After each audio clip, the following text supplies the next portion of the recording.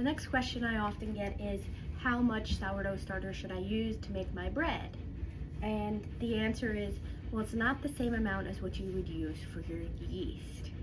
However, you can usually do pretty well converting by just adding a 0 after the number of what you would for your yeast.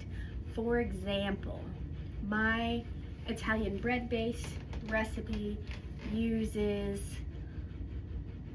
8 grams of yeast, which is 2%. And we could just add a 0 and make that 80 grams and have it turn out pretty well any time in the year. But the range typically used for feeding your sourdough bread is going to be somewhere in the 10 to 30% range.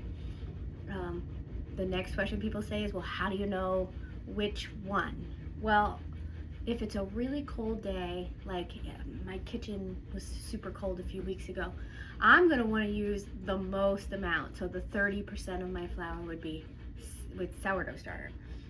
Whereas if it's in the summer and it's really hot and I might want to kind of try to slow things down a little bit, keep the timeline the same, then I want to use less sourdough starter. So it takes a little bit longer for the bread to rise. So you can use those things, understanding that less starter might take longer for the bread to rise, more starter is going to take less time. And that works well when it's cold outside. The cold is going to keep all these little molecules from moving around, and it's going to slow down fermentation. Whereas when it's really hot, it's going to activate everything, it's going to move around a lot faster and speed up the fermentation process. So you can use that to your advantage. But for the most part, if you have a recipe that's designed for yeast and you're using your stiff starter, if you simply add a 0 after the number for yeast and use your stiff starter, you'll have a pretty great bread without changing anything else. Now, if you are using a liquid starter, you know, the one that doesn't want to stay in the jar all by itself, you're gonna have to do some adjusting of your recipe in order to get it to turn out the same, especially if you end up using a larger amount of the liquid starter. So being that there's a lot more water in here, the recipe can get messed up. Whereas with the stiff starter, it doesn't. You can just add that 0 to the yeast, make it with your stiff starter, and call it a win. It's pretty awesome.